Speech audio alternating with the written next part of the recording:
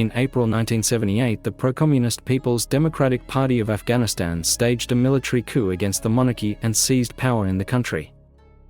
The following year, the Islamic opposition launched an armed resistance against the communists. One of the largest rebel groups was called the Mujahideen, meaning participants in the Holy War. Then the Afghan communists clashed internally. Hafizullah Amin, defense minister, ousted and executed Nur Mohammad Taraki, PDPA general secretary. Then he turned to the Soviet Union for support. A kind of Brezhnev, send in the troops. Soviet intelligence thought deploying troops to Afghanistan was unnecessary. Better to simply arm the country's pro-Soviet forces. But Yuri Andropov, head of the CPSU Central Committee Bureau, pushed Brezhnev to act. On December 25, 1979, while most of the Christian world was celebrating Christmas, a so-called limited contingent of Soviet troops landed at the airports of Kabul, Bagram, and Kandahar to carry out a special military operation in Afghanistan. Ironically, Amin, who invited the Soviets, was killed by them. Because the Kremlin decided it would be much easier to rule through another figure, Babrat Karmal.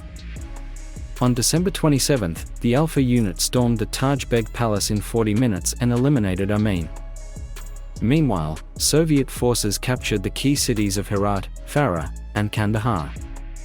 The new Afghan leader, Kremlin puppet Karmal, was entirely under Soviet influence. But this only enraged the Afghan people, who united against the foreign occupation. It gradually became clear that such a special operation was insufficient to maintain the pro-Soviet regime in Kabul, as a guerrilla war broke out across Afghanistan. By the spring of 1980, it was clear that a new limited contingent of Soviet troops would have to be deployed. Back then, the Soviet Union had mandatory military service. Many conscripts found themselves in this war and, sadly, lost their lives there. The Western world reacted strongly negatively to the Soviet invasion of Afghanistan. The US imposed sanctions, banned grain exports to the USSR, and announced a boycott of the upcoming Moscow Olympics. The US also supplied the Mujahideen with arms, intelligence, and military training. To explain the invasion to its citizens, the USSR had prepared a standard narrative, preventing a foreign threat. It looked like the invasion was meant to outdo the damn Americans, who wanted to occupy the land and use it to attack the Soviet Union. The first serious armed clash between the Soviets and the Mujahideen took place on February 29, 1980 in the province of Kuna. A battalion of Soviet airborne troops heading towards the city of Asmar was caught in an ambush in the mountains. Afghan insurgents attacked from the rear and flanks. Operating in mobile groups of 10 to 15, they skillfully used the local terrain they knew so well. Soviet commanders were confused, leading to chaos and the deaths of 37 soldiers. The tactics of the Mujahideen would continue to bring bloody results in this war.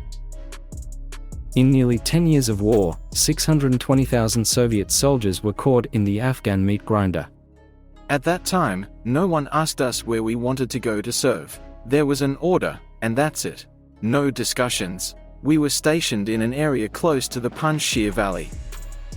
For the Dushmans hiding high in the mountains, we were an easy target. With every life lost, a new wound was carved into our hearts. It was especially hard when just a few days were left until the end of the service, after having endured difficult trials. Dushmans translates to enemies. This is what Soviet soldiers usually called the Afghan insurgents. Soviet troops had to adapt to the brutal climate and the local water, which caused numerous health issues. I have never been in such conditions. This heat, lack of water. We lived in tents. Then we were moved to the rocks, where we sat for 4 days. We were so hungry. We slept on the stones in the mountains. The Dushmans fired at us. Our soldiers were dying, some losing arms, others legs. I helped them myself, set the intestines from my friend's stomach. I have 3 bullets in me. I was guarding their prison.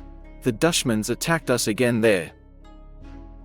The USSR often covered up the deployment of soldiers to Afghanistan with lies. It was declared that conscripts were sent to build schools and factories, plant trees. But they were sent to the front. Victims were carefully silenced. For years public funerals were banned and gravestones couldn't state where soldiers died. They wrote not that he was killed, but that he had died. We couldn't even write the truth in the death notices. They were blown up by mines. A person was reduced to half a bucket of meat.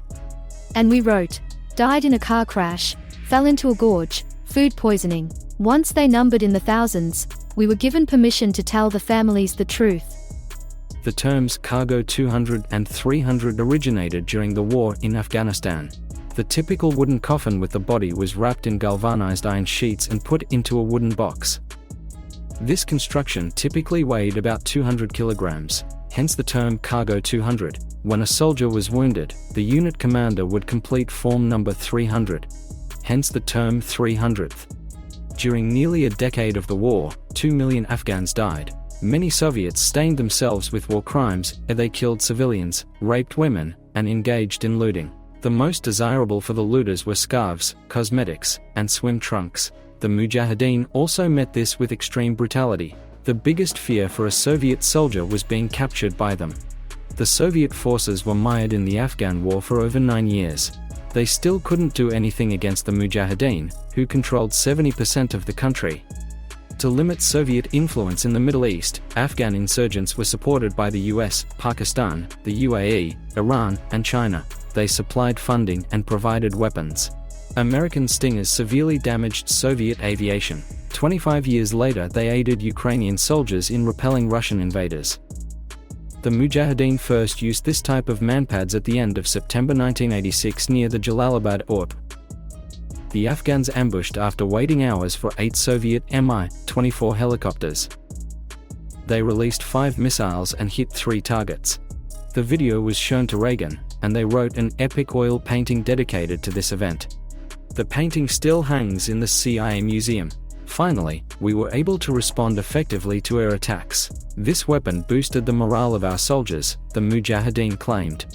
The Soviet army lost 113 aircraft and 333 helicopters during the war according to official data.